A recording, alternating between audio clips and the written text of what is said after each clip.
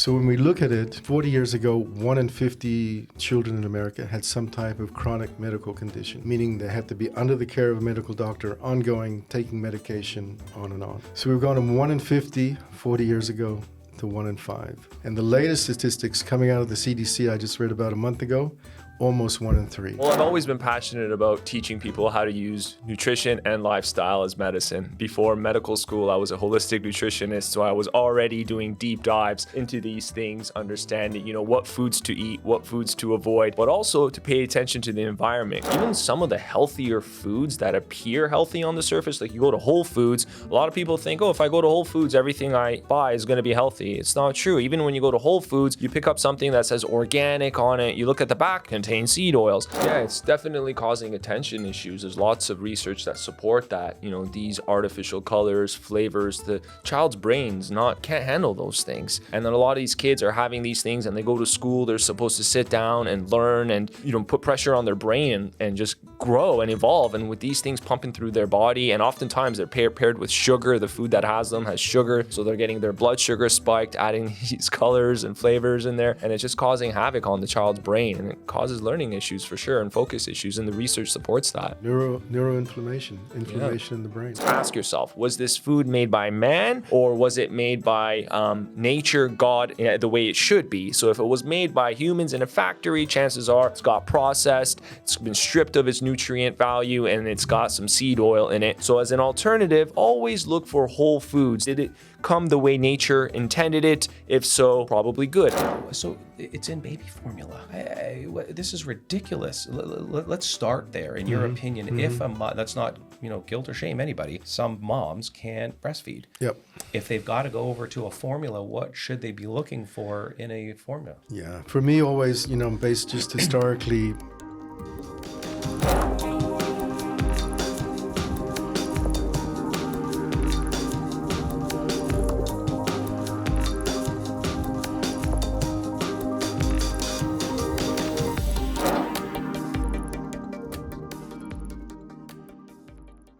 And today, this morning, we're very, very pleased to have Dr. Pedi Mirdamadi with us. Welcome. Thank you for having me. Excited to be here. Very good. And Dr. Pedi is a licensed naturopathic doctor and holistic nutritionist, specializing in functional medicine, practicing at Oasis Health and Medicine in San Diego, California, his own clinic. His clinical expertise encompasses digestive health, hormonal balance, cardiovascular health, autoimmune conditions, and weight management. Focuses on identifying and addressing the root causes of health issues through personalized nutrition, lifestyle modifications, and natural therapies. He's a certified practitioner through the Institute for Functional Medicine and actively educates families on the importance of gut health, toxin elimination, and nutrient optimization during early childhood development. A very special practitioner who's focusing on children. And here to show us on how to make smarter decisions at the grocery store and beyond. Always bumping into you in continuing education and seminars all over North America, and I'm sure beyond. Are you traveling the world these days? No, practice is keeping me very busy, so I'm staying put for a bit. I imagine, and good for you because you're well needed. And as we were talking off camera actually earlier on, the profession's just booming. I mean, naturopathic medicine at large. When I started in natural medicine, over 25 years ago, we were kind of revered as witch doctors, but this has now changed. You're evidence-based, and you're all over social media. We're going to get into that a little bit later. Love your approach, making it simple for folks to practical, simple advice to bring home. So we're going to stay tuned for this. But as per usual, what we like to do to start off the show is get in tune with Dr. Murray's what is trending in this world of natural medicine. Of course, you've been in practice for many decades and always words of wisdom to share on this topic. What are the statistics currently? And this is why it's so important to have doctors like Dr. Pedi here with us. When we look, this is what's going on in America these days. That's been going on over the past 40, 30 years. So when we look at it, and this study, this is Journal of American Medicine, 2007, first study of its kind, longitudinal study, to look at children's health in America 30, 40 years ago compared to today. What that study showed is that 40 years ago, 1 in 50 children in America had some type of chronic medical condition, meaning they have to be under the care of a medical doctor, ongoing, taking medication, on and on. So we've gone from 1 in 50, 40 years ago, to 1 in 5. And the latest statistics coming out of the CDC I just read about a month ago, almost 1 in 3. So we've gone 1 in 50 to almost 1 in 3 children suffering from, and these are the common childhood disorders: eczema, asthma, allergies, ADD, autism, developmental disabilities. Huge. So this is the real epidemic. And It's making headlines. Yeah, it's not just in medical journals. This is, general news media. Yeah. So why? Why is this happening? I mean, we're not going to unpack all of this, but there are some rather simple reasons. I think there has to be some fundamental reasons that are affecting all children. And this is why we're going to look much deeper into what you specialize into. Because obviously what we eat, how we live, what our children grow up on is going to create their minds and their bodies and their brains.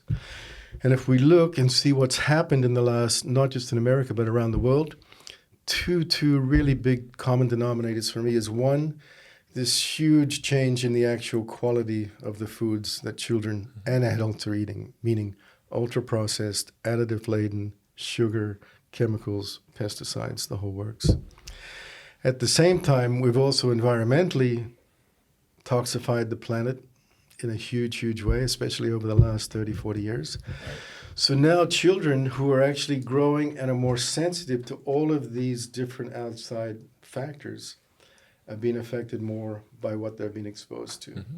So in the air, the water, and the food. So if we really look closely, and what goes into us the most directly is food. So this brings us back to Dr. Pedi, who's going to lead us through the grocery shopping aisles today. Yeah. Yeah. Amazing. Just a simple, I'll just touch on this one. For me, a picture or a painting can speak 1,000 words. This is a 5-year-old boy, went to see his pediatrician. She was holistically oriented. The drawing is what he could do that day he went to see her. Obviously had some attention problems. All she did was put him on a whole food diet for 5 days. 5 days later, he could do the drawing on the right.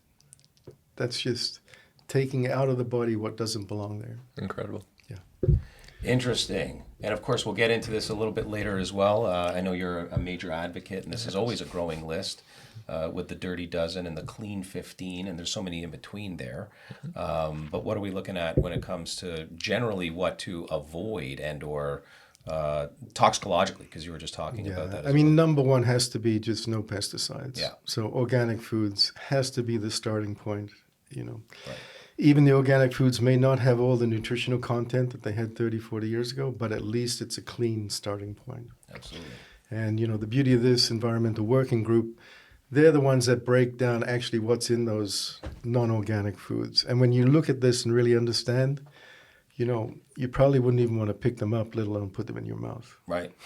Started with the cord blood study, right? Yep. That small study, but it's since just blown up in terms of the evidence around what we're now exposed to and what we're finding when we look for them. No, this was a landmark study. And for me, this was it. This was like when the evidence was actually there, indisputable. This is what children are coming into this world with. This is their starting point, not the end point. Mm-hmm. So, 2005, 12 pregnant mothers from 12 different states in America.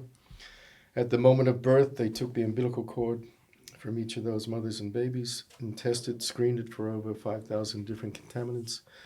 On average, 285 toxic pollutants found in the umbilical cord blood, which means that it was in the mother, going through the placenta, the baby was being exposed to this throughout pregnancy.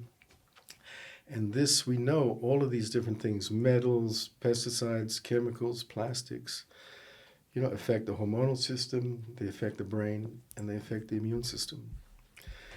And so this is why we need to understand this, not to be scared, frightened, afraid, but to know as parents, what can we do for our children? And so take it away. Yeah. Reminds me, by the way, these were not doctors, but you must have read the book, Toxin, Tox Out, Bruce Laurie, Rick Smith. And their first one, Slow Death by Rubber Duck. This was a self-experiment, kind of an N of one, or both of them were, they locked themselves away in an apartment. This is like 20 years ago, around the time that the EPA came out with this. Okay. And they hyper-exposed themselves to, canned tuna and to shaving cream and to flame retardants that were, sprayed all over the couches and curtains and draperies and they lived in this environment for a couple of weeks. They did, of course, the pre-blood work, and they were quite clean, and then the post after this exposure experience, and so. Hence the title, Slow Death by Rubber Duck. They were exemplifying how simple things we wouldn't imagine. You talk about this all the time, phthalates in rubber, exposure to that, or the shaving cream. Literally, we're shaving years off their life after at the end of it. So it speaks to all this. Let's jump into what you're doing, though, Dr. Pedi, because it is quite remarkable, especially in social media. You're walking through, big box stores like Costco, and literally showing people face value what they should or maybe should not be purchasing. What got you motivated to do this? Because it's a lot of your own time out of clinical practice. No one's paying you. No one's paying me. You're right. Well, I've always been passionate about teaching people how to use nutrition and lifestyle as medicine. Before medical school, I was a holistic nutritionist, so I was already doing deep dives into these things, understanding, what foods to eat, what foods to avoid, but also to pay attention to the environment, because that cord study was one study that really stood out to me. And what's interesting, I just noticed that was done in 2005. So I bet it's probably worse now, because in the last 20 years, there's been just more toxins that have been added to the environment. And so what really got me passionate about this is I did a couple of videos and the response was fantastic. People thought it was really, really helpful, and particularly with the Costco videos, because so many people go there. And so the response was fantastic. So I decided to just make more and more videos. And at one point, one of my videos got like 30,000 followers, one video. And at that point, I'm like, I think I have something here. People are really appreciating how to navigate through the grocery store because it's really relatable. And what was effective was I was able to really simplify the health topics for them in a way they were able to understand and digest it. And so I was able to connect with people and simply telling them, hey, look, these are the sugars you want to look out for. These are the added, ingredients you want to look out for. This is how you read an ingredient list, giving them simplified, actionable steps that they could follow. And they found that it was really helpful. So I just ran with it and the response was great. And I just do more and more of them just because the response that I get, the messages that I get, people are like, oh, that video that you made last year resulted in me losing weight and I feel so much better. Thank you. And I'm like, wow, I've never met this person. One video that I did had such an impact. So it's all about doing things that I can to create a ripple effect. And I've always been really passionate about educating and sharing, knowledge and wisdom on this topic of nutrition, because it's 2023, we're more complicated and confused. Not 2023. It was 2 years ago, but 2025, excuse me. 2025, and we're more complicated, we're more confused about the simple, most important topic to human health, and that's nutrition, right? And we're just so confused about that. And so that's why I'm like, okay, I'm just going to make more and more topics and content around this. And it's been just such a blessing seeing what it's done and the impact it's created. Well, don't stop, because, one of the things I really appreciate is that, we both appreciate is that you're not saying don't shop at Costco. No. And go to Whole Foods exclusively, because I'm sure if actually you did a video within Whole Foods, you'd find some things in there that are not necessarily that healthy. But your call out is often, here's what is good, and here's what is bad. So you're not all negative and shock and awe. Exactly. And I really appreciate that let's take a second here. Let's go shopping with a naturopathic doctor and see what he has to say. Costco monthly grocery shopping by a naturopathic doctor and holistic nutritionist, and healthy snack options for Halloween. These fruit bars are a great snack option for kids in Halloween. The reason I like them is that they're non-GMO and only 2 ingredients, whole fruits. These organic fruit bars aren't bad either, not as good as the other ones. They are organic, but if you look, they have some natural flavors in them and additional ingredients.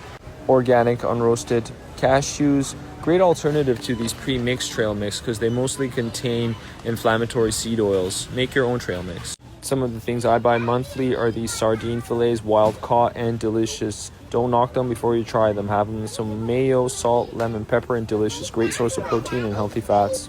Love my olives, great source of healthy fats. Organic for only $8 for a whole jar.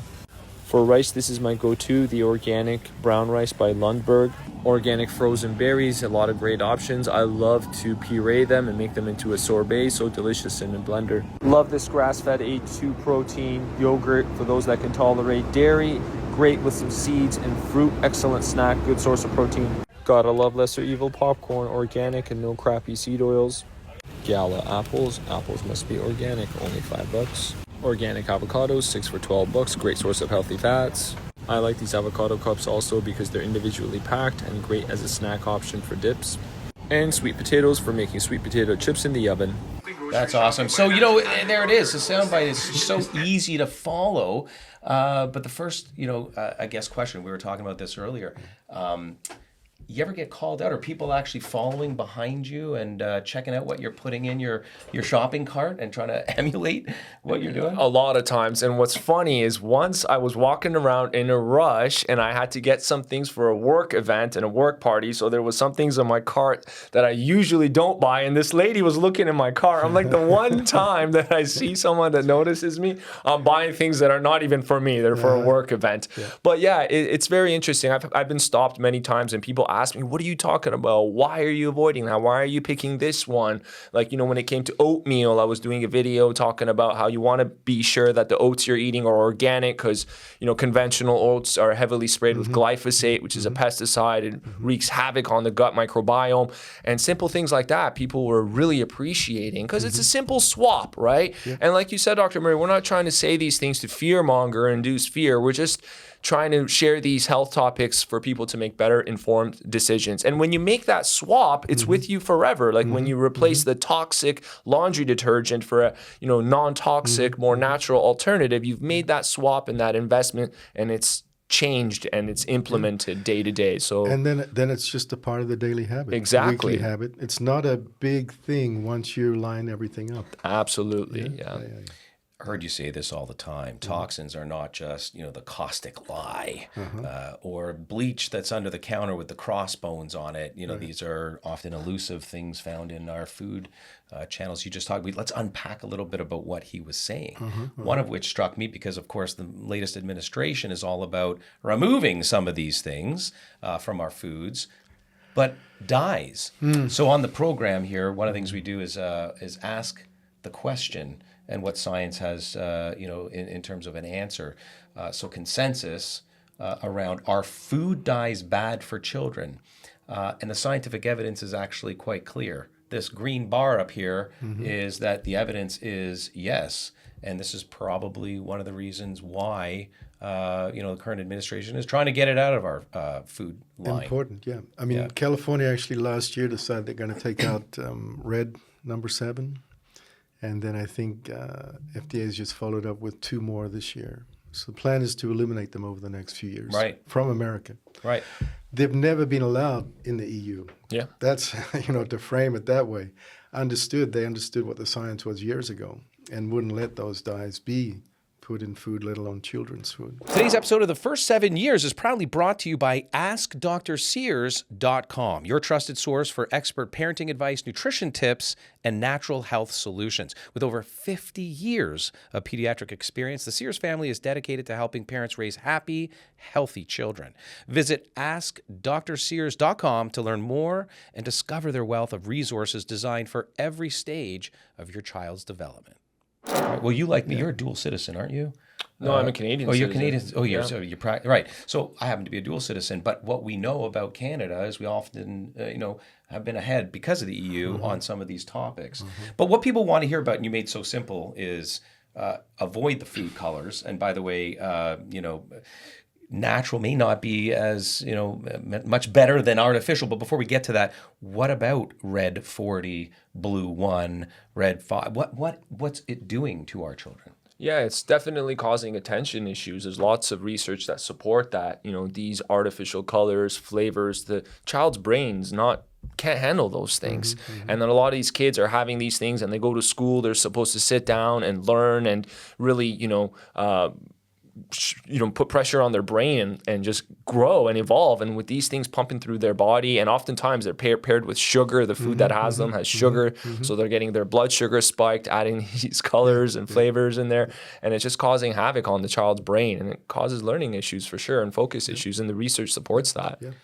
No, neuroinflammation, inflammation in the brain, and the result of that is irritated brain, which can't focus. So let's start. So it's in baby formula. This is ridiculous. Let's start there. In your opinion, if that's not guilt or shame anybody, some moms can't breastfeed. Yep. If they've got to go over to a formula, what should they be looking for in a formula? Yeah, for me, always based just historically, you've always historically had cow dairy milk formulas based, and then a few goat milk formulas based. In the last 2 years, both in Europe and especially in New Zealand, where I originally come from, they've developed sheep milk formula, similar to that Bellwether sheep, the yogurt that you showed there. Yeah. Which to me is the most palatable for a child and a baby, to break down the protein size, the fat size. So first of all, start looking at the base, either sheep or goat, just because dairy is like a time bomb going off at some point where the child may become sensitive to it. And then look for something that doesn't have anything added to it. Just like you're saying, you read the label. So most of the time, the big or the most obtrusive ingredients are the ones at the end of the list where they, are there. But also, we know now with the seed oils, that's something else we need to look out for, especially in infant formula. All right. Well, here's some controversy. You said it. Seed oils, you say it all the time. What about them? They cause inflammation. And the problem with them is a lot of the times they're exposed to heat, and those seed oils aren't meant to handle high heat. So they go rancid, they get oxidized, and they cause inflammation. And inflammation is the root of a lot of problems, causes neuroinflammation, like Dr. Murray said. And that is a thing that I constantly educate my patients on and my followers on. Hey, look out for the seed oils. That's an easy, low-hanging fruit to look out for, identify, and remove. And that'll give you huge investment in your health if you're avoiding seed oils as best as you can. And they're going to sneak in, and that's okay. Like when you go to restaurants, they're going to sneak in here or there. But when you can, avoid them. And that, for me, is at home. I don't allow any of those in my home. Yeah. No, it's very simple at home. Olive oil and avocado oil. Yep. That's it. I mean, great, easy. Yep. So which ones should we be avoiding? Just to be very clear about what seed oils. The canola oil, soybean oil, safflower oil, corn oil, all of those vegetable liquid oils are the concern. And as Dr. Murray said, the only ones I use are avocado oil, olive oil, only oils allowed in my home. So why is the science getting this wrong? Currently, because I'm pulling this up again. So on the show, what we like to do is sort of do this consensus meter. Yep. And when you add in the question, are seed oils associated with negative health effects? And we're battling this, guys. We are trailblazers. This is our bane of existence in natural medicine, often is we're way ahead of the times. So what's this? Because again, and we have to address this is in children's formulas. This is in our day-to-day, that's in kids' snack foods. It's in the stuff that are otherwise being promoted as healthy alternatives. We'll talk about that momentarily, actually, dairy alternatives that I know you're a huge advocate for. Some are good, some are bad. But they're often late. But here's what we're looking at. We're looking at like a 0% yes. So what they're saying is it's not bad, right? And even if, by the way, if we look at some of the parameters for which they're addressing health effect, cholesterol, heart disease, diabetes, liver health, inflammation, some oils show anti-inflammatory and antioxidant effects. What are they getting wrong? Because everything you said, in my opinion, is true, and you're endorsing this. What are they getting wrong? So there's two parts to it. First of all, the actual research and science is just beginning to really understand the problem with the seed oils. Number two, historically, a lot of the studies have shown that they actually can help cardiovascular health, heart health. But they haven't been looking at the other effects at the same time. So maybe your heart's okay, but somewhere else in the body is going downhill fast. The other part of it, and this is what I've been looking at least recently, is that a lot of those studies that showed they're good for something didn't take into any account the chemicals that they're processed with. So the extraction process, the processing, and the chemicals that they're using to odorize and deodorize those seed oils. that's a whole nother field that needs to be investigated to really understand why they are not warranted. Yeah. And the focus of the program being the first 7 years of life. We're talking in utero pregnancy through the first 7 years. This thing, the brain, is being formed. Your education through your practice, you're always talking about the essential value, nutritional, of the good oils in producing things like optimal brain function, cardiovascular function. What is it that we're maybe overdoing when it comes to the seed oils? Explain that, and where should we be refocusing in terms of the right oils? Not just in our finished or packaged products, but in our whole foods. Yeah, the problem is that they're just everywhere, right? All the packaged foods we eat have seed oils. Even some of the healthier foods that appear healthy on the surface, like you go to Whole Foods, a lot of people think, oh, if I go to Whole Foods, everything I buy is going to be healthy. It's not true. Even when you go to Whole Foods, you pick up something that says organic on it. You look at the back, contain seed oils. And so they're just really prevalent everywhere, and it's affecting the omega ratio, right? And so when this omega 6 to omega 3 ratio gets disrupted, it can impact some of the health parameters. And so that's why I always tell my patients and followers, hey, look for real whole foods. Ask yourself, was this food made by man, or was it made by nature, God, the way it should be? So if it was made by humans in a factory, chances are it's got processed, it's been stripped of its nutrient value, and it's got some seed oil in it. So as an alternative, always look for whole foods. Did it come the way nature intended it? If so, probably good, like an avocado, nuts, salmon, those sardines that you were talking about. Sardines, yeah. And so those are better alternatives. Chances are you're not going to get those added seed oils that are just accumulating at high ratios, and that's where the problem lies. Yeah. So if I heard what you guys were saying, number one, it's often how not just they're processed, they're cheaper to put in, but how what comes with it, the other toxins, the conditioners and so forth, contaminants. And what you're saying is this ratio has been thrown off. Our evolutionary past, if I'm correct here, is that we used to kind of have a close to a 1-to-1 ratio of omega 3 to 6, and now what are we at, guys? Like a 1 to 25, 3 to 6, double digits, and it's pro-inflammatory, and that's bottom line. It's not helpful for the brain. Yeah. And then if we go back to children and focus on that, those first 7 years, the brain is growing so much. Age of 7, 95% the size, physical size of an adult. And when we look at the brain's fats, it's omega-3, right? And of those fats and oils which make up 90% of the brain, 50% of them is DHA, an omega-3 fatty acid, most commonly found in sardines, fish. Right. So that's what the brain requires those first 7 years to actually develop to its full potential. And if you start playing with that ratio, omega-3, omega-6, that's the other place the inflammation can go. Yeah. Let's unpack a little bit.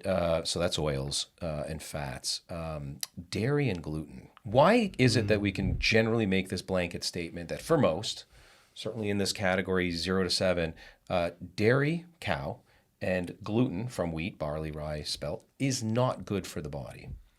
Well, it's generally because a lot of people nowadays have some form of gut issue or immune dysregulation. So given that there's some baseline level of inflammation or dysbiosis in the gut, it's less likely to be able to handle some of these, more inflammatory proteins that come with dairy and gluten, and they could result in reactions. And it could be abdominal gas, bloating, but it can also be skin issues, focus issues, and any brain issues as well. And so very, very important to be mindful of this and do your best to just, avoid these foods, but also kind of replace them with things that help the brain, be optimal and support cognitive function. Yeah. And why is New Zealand dairy an exception? Or often, the goat milk? And what's the difference? It's not just New Zealand, but wherever, historically animals grazed on grass. Yeah. Bushes, berries, they ate whatever's around them. They weren't, in a house. They weren't in a shed eating hay or other corn-based, grain-based diet. So when you get milk or meat or beef or lamb from an animal that's actually been raised on grass, that whole ratio, omega-3, omega-6, is completely different.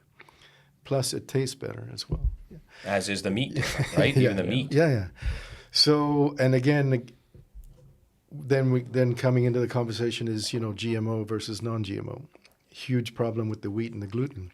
It's not the same gluten that it was 10, 20 years ago. And in Europe, you see this, where you go to Europe, and a lot of people who are gluten sensitive in America can eat the bread, can eat the pasta, no problem whatsoever, because you're getting non-GMO gluten. And so there's, the contaminants in the oils, there's the GMO in the foods, and this is, part of just the education and learning about it. So just as easy to avoid. I think we're agreeing here that basically if moms, dads, parents out there are starting to introduce foods, and now we're talking, at the ages of, 2 or 3 years old, probably best to be avoiding dairy, cow dairy, gluten, and these bad seed oils. If you can start there, you're already well ahead of the game. But let's talk about dairy alternatives, because a lot of parents are like, well, dairy's good. And if it's not, and there are alternatives, there's a lot to pick through the weeds here on, because, again, not all health products, superficially anyways, seemingly health products, are good. So before we unpack this, let's just take another trip through Costco with a naturopathic doctor and hear what you have to say about that. Dairy milk options, starting with one of the worst, is Oatly. The reason I don't like Oatly is that their oats are not organic, meaning they are heavily sprayed with glyphosate, which is a pesticide. See, just what you were saying earlier. What's worse, it contains rapeseed oil, which is canola oil, highly inflammatory, and a decent amount of sugar as well, so I don't like this product. Next is Almond Breeze. At least this product doesn't contain any seed oils, but the almond milk is not organic, and another concern with almonds that are not organic is the Roundup or glyphosate. So you want to look for one that is organic ideally, but this one doesn't have much sugar. Then there is the So Delicious coconut milk. I don't mind this product because it is organic, and when you look, the sugar content is low, no seed oils, so not bad. Then we have the Ripple non-dairy milks, which are pretty bad. First, we have their pea protein blend. When we look at the back, we see it's got 15 grams of sugar, and it has sunflower oil, safflower oil, highly inflammatory, and the peas are not even organic, so this stuff's garbage. Then you got the Ripple Kids version, which looks healthy on the surface, prebiotics, DHA, but when you flip it around, sunflower oil, safflower oil, absolute garbage, highly inflammatory. I wouldn't drink this, let alone give it to any kids. Now time for some better option and things that I would drink. First, we have Milk, which I like because it is organic, only 4 simple ingredients, and when you look at the back, no sugar, filtered water, organic almonds, organic vanilla extract, pink Himalayan salt. Great option. The Califia Farms organic options are also great. You can see that they're organic and only 4 ingredients, and when you flip it around to the back, very low sugar and organic coconut cream, organic coconut water, no seed oils, low sugar, organic, pretty good option. I'm a naturopathic doctor and holistic nutritionist passionate about sharing health tips and food reviews, so if you enjoyed this video, be sure to follow me and subscribe for more.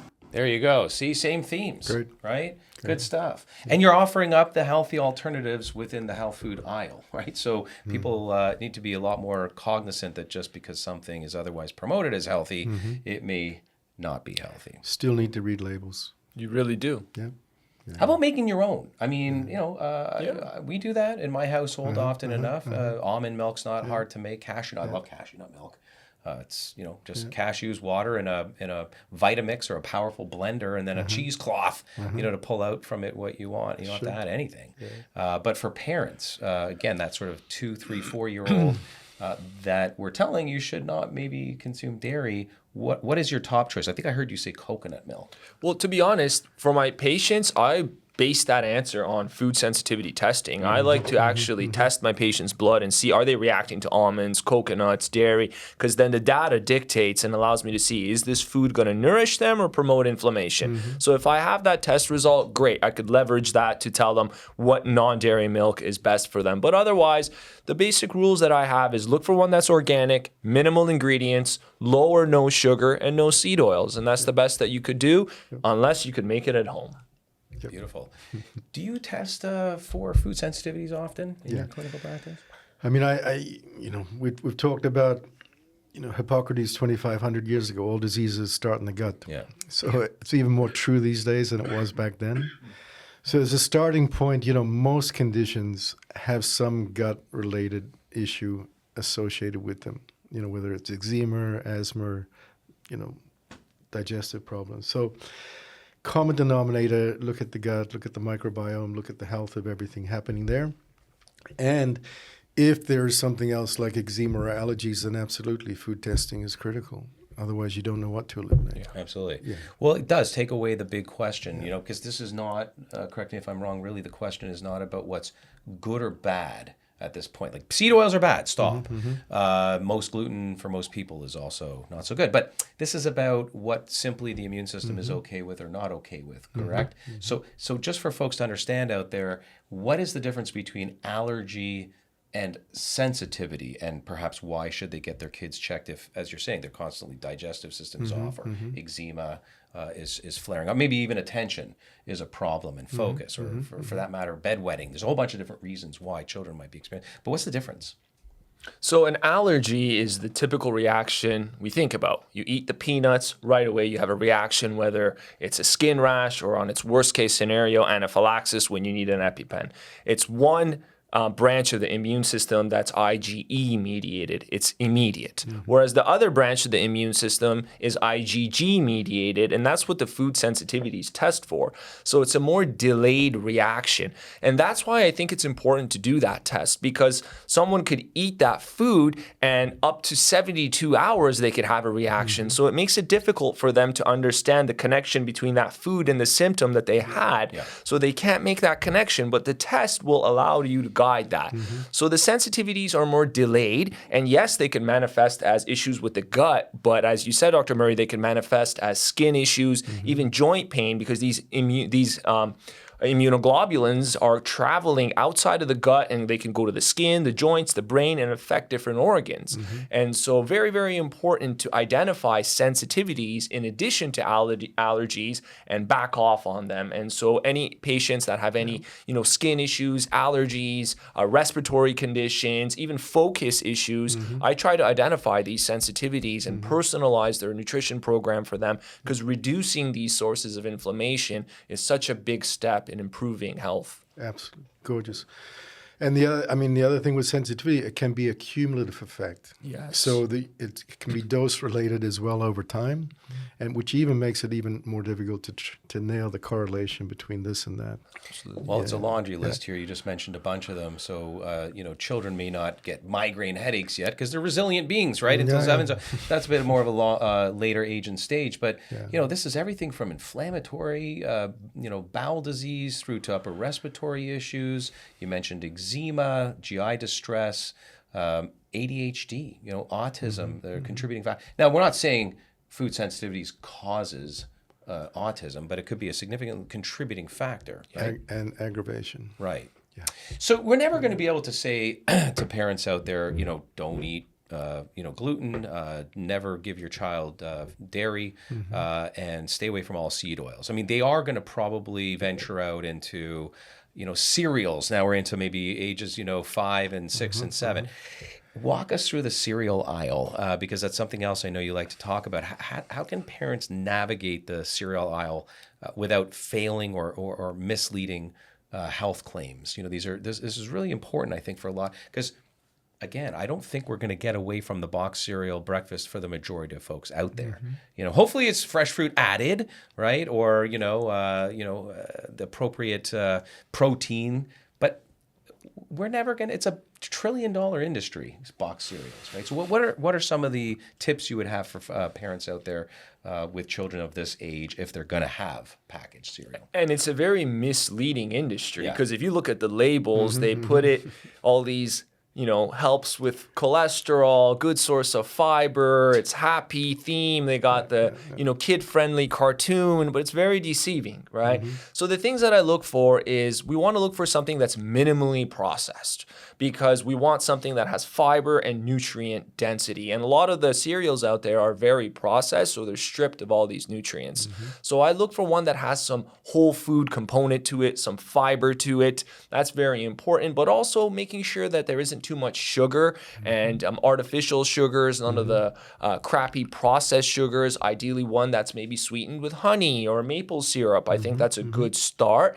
And then definitely making sure there's no artificial colors and flavors in there, because those have been linked to many issues. So just a couple of things to look out for, avoiding the highly processed stuff, making sure that there's some good nutrients in there, and the colors and seed oils gotta go.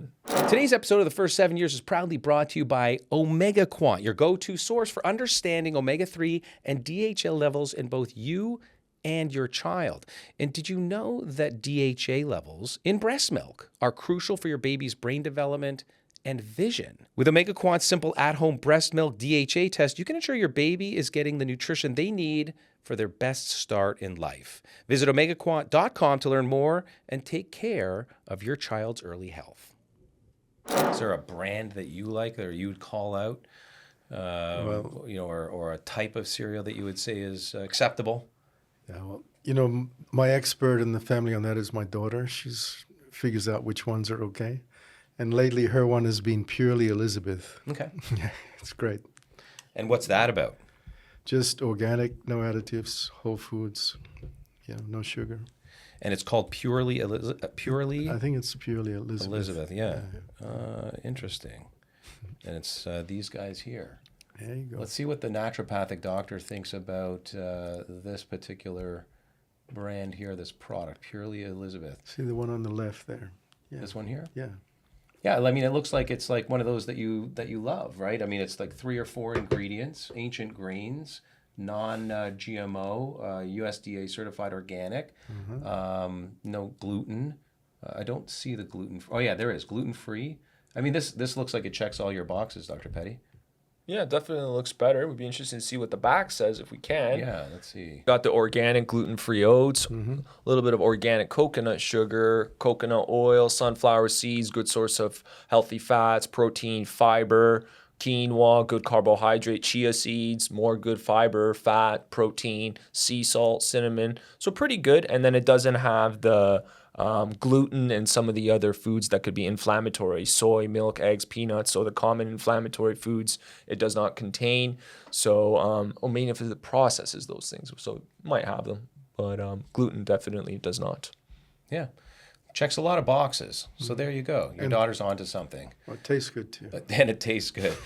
One thing we didn't cover yet that I also know, well, both of you are experts at, this is what we're putting into our bodies. How about some words of advice around, because you did talk about it at the top, toxic exposure. What should we be avoiding in our environments, at all ages and stages, children 0 to 2 and their nursery, young school age children? What do we really need to be aware of? And by the way, before you answer that question, I'm in town. I'm in an Airbnb right now. We walked into this place. Nice place. The air was drenched in perfume. Just one of those Glade plugins, and I don't get sensitivities or headaches, but I just feel nauseous from this stuff.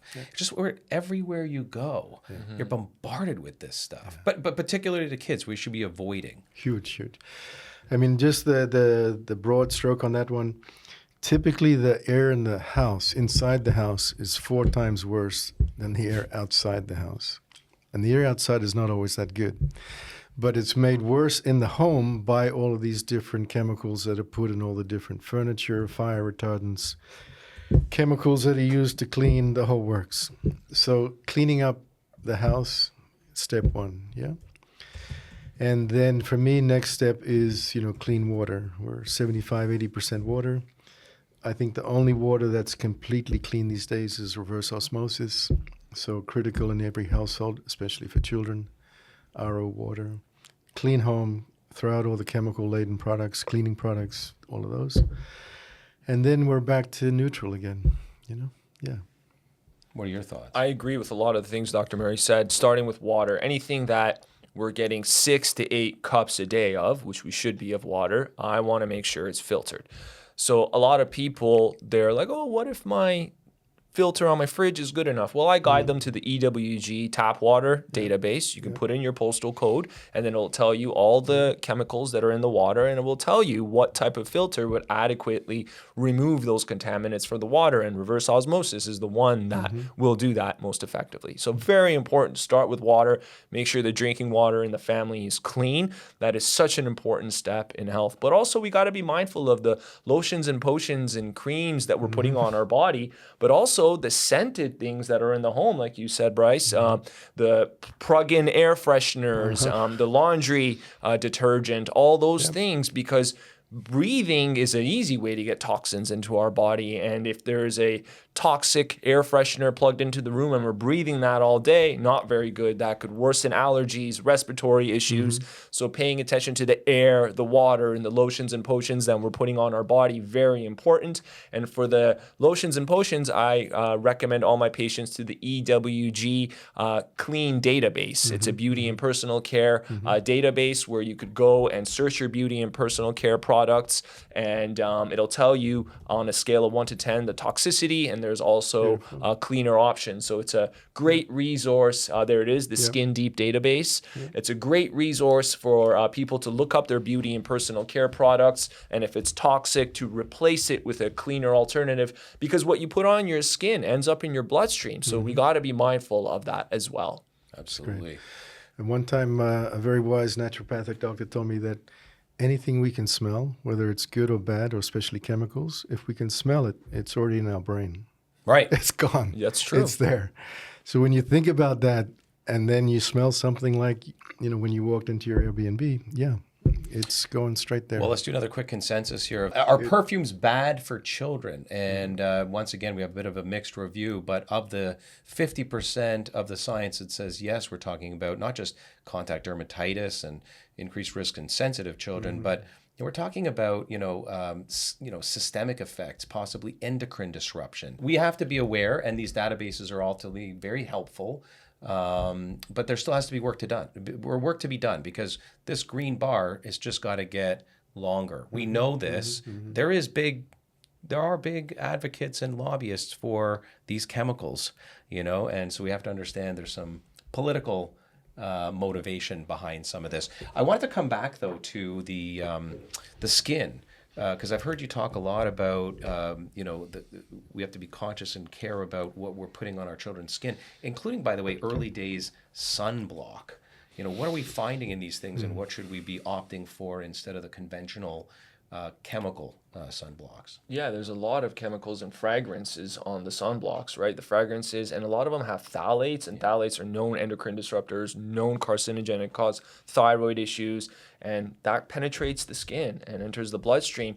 And with the younger children, the concern is that a smaller dose leads to increased concentration in their blood because they're just smaller bodies, right? So we got to be mindful of that. And I always tell my patients to look for a mineral-based sunblock alternative, and there's a lot of cleaner alternatives out there. It's just a matter of looking for one and just making that swap.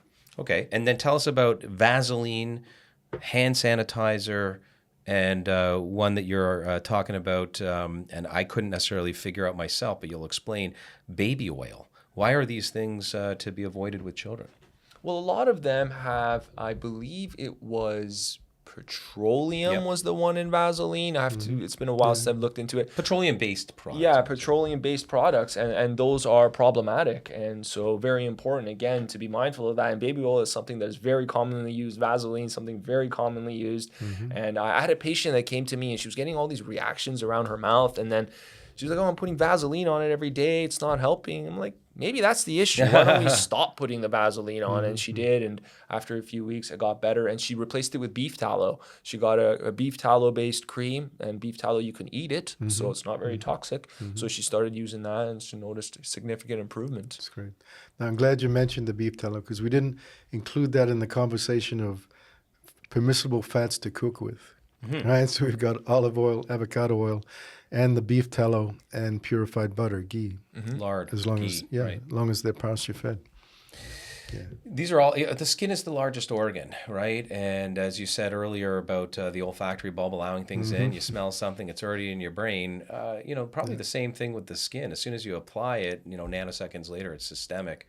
And so many of these chemicals are new, and our bodies, don't necessarily know what to do with them, how to package them, process them, and eliminate them.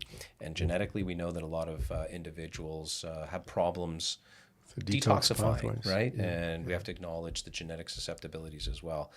For the older group, as we work towards sort of wrapping up, the 5, 6, 7-year-olds, parents are thinking about. We're talking about all these things that are bad, but parents are thinking about, how do I pack my kids' school lunches to maintain consistent energy and brain function? To you first, Dr. Murray, what's the one thing you want all parents to have in their children's lunchbox going to school? Organic food. Organic fruit. Food. Oh, food in general. Got you. Food. Yeah. And then obviously just the ratio between protein, carbohydrates, and oils. That's what's going to, keep the blood sugar steady throughout the day. It's going to feed the brain. So at home, what I do is, whatever I cook for dinner, we also put that in the lunch. Makes sense. For her tomorrow. Yeah, that's smart. What's your go-to? What are your recommendations for parents of school-age children? Yeah, I think organic is a great first step, but also a 5 to 7-year-old growing very fast, so they need adequate protein and adequate healthy fats for the brain. And something that I like is just putting fresh fruit. And even at home, what I'll do is not for a lunchbox, but I'll blend some organic frozen berries or organic frozen fruit, and it turns into a nice sorbet. And then you can mix some almond butter into there for healthy fat. So there's a lot you could do. You could put them in popsicle trays and freeze them. But as far as a lunchbox is concerned, making sure the ingredients are organic, good source of protein, because protein helps with the blood sugar, as Dr. Murray said. And that's really important to keep blood sugar stable during the day so the kids can focus and actually listen to their teachers. Because if you're giving them the processed carbohydrates, high glycemic carbohydrates, blood sugar spikes. And then when the blood sugar spikes, the child's not going to be able to sit there and study things that challenge their brain, right? So avoiding the simple carbohydrates, adequate protein, healthy fats to keep the brain, the blood sugar stable, but also nourish the brain and the growth that's happening. Perfect. How about when it comes to, we want to avoid the high sugar juices, the concentrates and apples, and none of these are really that healthy. What should we be packing kids' lunchboxes when it comes to liquid? Fresh fruit. Yeah. Get the fruit, Yeah. And what do you recommend? Yeah, I think fruit is the best way to hydrate because you're getting the fiber as well, right? You're not spiking that blood sugar because those orange juice packs, they're not very good. They're going to spike the blood sugar. But I think clean water, right? I was going to say, I'm going to come back to that because we all agreed earlier, reverse osmosis. Clean water. If you don't want to be the filter and your child to be the filter, then you need to use a filter. I like that, actually. And let's maybe even debunk and demystify this notion of you're not getting your trace minerals. First of all, as I understand it, you're not getting organic minerals at any concentration from tap water, which, as you said earlier, may be safe but not pure. We can probably even use this time to talk about deficiencies that occur naturally anyway from gaps in children's diets, let alone what might be or not be in water to begin with. But let's demystify. Okay. What is not in reverse osmosis water? Is that a concern? It should just be an awareness. So, because it's RO, because it's taking everything, including any contaminant, even radiation, out of the water, then you're also taking the larger minerals as well. So it's true, you don't get the minerals. Where you do get minerals in water is, from fresh spring water, if it's from a, clean, safe country like New Zealand. But otherwise, most water is going to be mineral deficient anyway. So all we're doing is giving clean water that's, doesn't have the calcium, magnesium, macro minerals. Easy solution, take a good multivitamin every day. Just add it back in, I'd much rather add it back in and know it's clean than not risk something else. Absolutely. Yeah. And to add to that, a lot of the reverse osmosis systems have an additional stage now that add the minerals back in. So point. that's the one that I use. And if you don't have that, you can put a little bit of, Celtic sea salt or Himalayan salt to touch in there to add some of the minerals. But you can get it through multivitamin and fruits as well. So Any other stop gaps that you would say in your younger patient base? You'd see sort of common themes of just not going to get that no matter how many organic fruits and vegetables you eat, or nuts and seeds, or protein, rich foods. The supplement side, what do you recommend every young child, take from a supplemental perspective? Well, I think it's hard making a blanket statement, but it's very hard getting adequate amounts of vitamin D through food. And that's something that I've noticed. I live in San Diego, sunny place, and I test vitamin D in all these kids, and I see a lot of low vitamin D. And that's probably because of genetics, but also lack of sunlight exposure. So that's a gap that needs to be tested for, and a dosage of vitamin D that needs to be adjusted for to kind of optimize those levels. I think that's very important. And you talk a lot about this as well. How can people learn more about their individual children? And that is to say, how does functional testing help identify nutritional gaps that might be affecting a child's, brain, focus, attention, alertness, concentration, sleep, digestive function? What can parents look into in terms of getting their kids properly assessed from a functional health perspective? So any of my patients that have any allergies or skin issues, I like to do comprehensive stool analysis to fully evaluate the gut. Because if the gut isn't working, all the good food you're eating aren't going to be absorbed. It's not what you eat, it's truly what you absorb. So fully assessing the gastrointestinal tract to see what the digestive and absorption capacities are like in terms of proteins, carbs, fats, very, very important. But also assessing the microbiome, which is the bacterial balance in the gut. Because if the microbiome is imbalanced, that could cause weight issues, blood sugar issues, detox issues, hormone issues, increased likelihood for food sensitivities. So taking a close look at the microbiome to see if there's any deficiencies in the beneficial strains of bacteria, which is why we take probiotics. Identifying those deficiencies, very important, but also identifying if there's any overgrowth of bacteria and balancing that out can go a long way to supporting immune function and so much more. And then also looking at the health of the digestive tract lining, the gut wall, see if there's something called intestinal hyperpermeability or leaky gut, because that's a risk factor for a lot of these issues. So the stool analysis really allows me to figure out from a functional perspective what's going on and what could we do to support this person to get them absorbing and digesting their nutrients better, to get their immune system working better, because the gut and the immune system are connected, to get them to detox better, because the gut and the liver are connected. So that stool analysis is so valuable for me, and I lean on that a lot in my clinical practice. Yeah. No, it's the starting point for any evaluation. Yeah. So many roads lead to Rome, and that is to say the gut is the starting point for so much health in young children through all ages, that's for sure. We often get social media questions, on the show.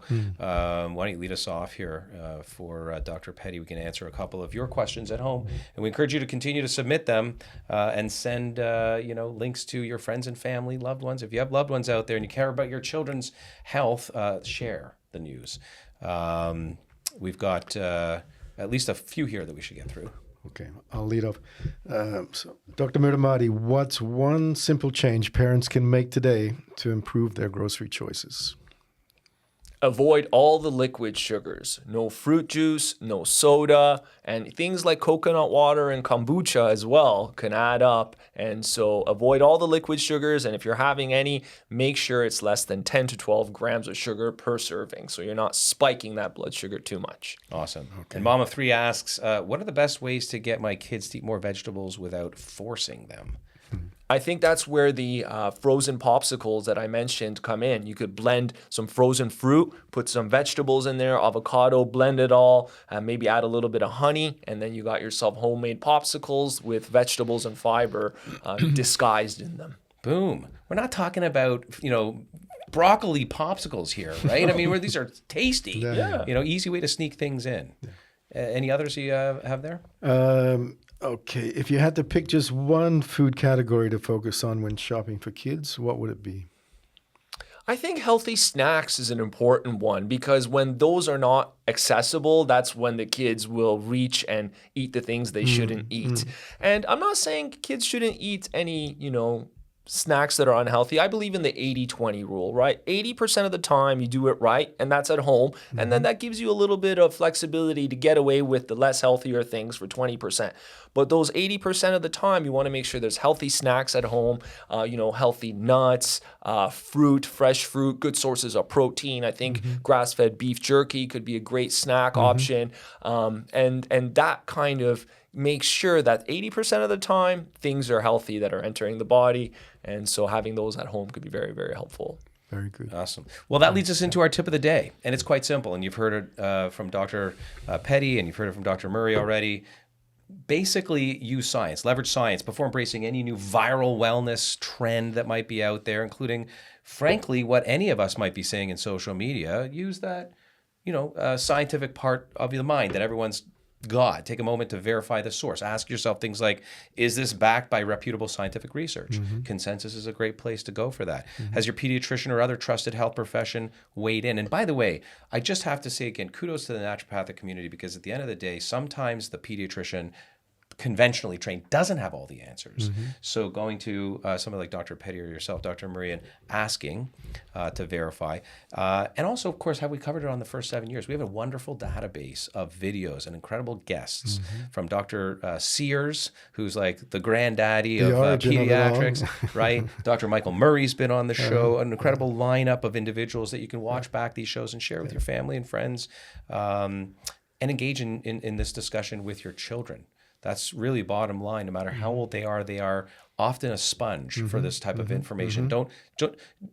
This show can be broken down into little bite-sized bits and pieces that you can share with your child in the education, and explain why things like gluten might be a no-go for us now, and dairy, there are some healthy alternatives that they'll fare better from for the rest of their lives.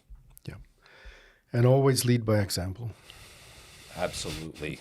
Yeah. That tip probably trumps the previous one. They just do that naturally and inherently, right? So you got to walk the walk, talk the talk. Yeah. You can't be sneaking pizza into yourself and telling them not to eat gluten and dairy.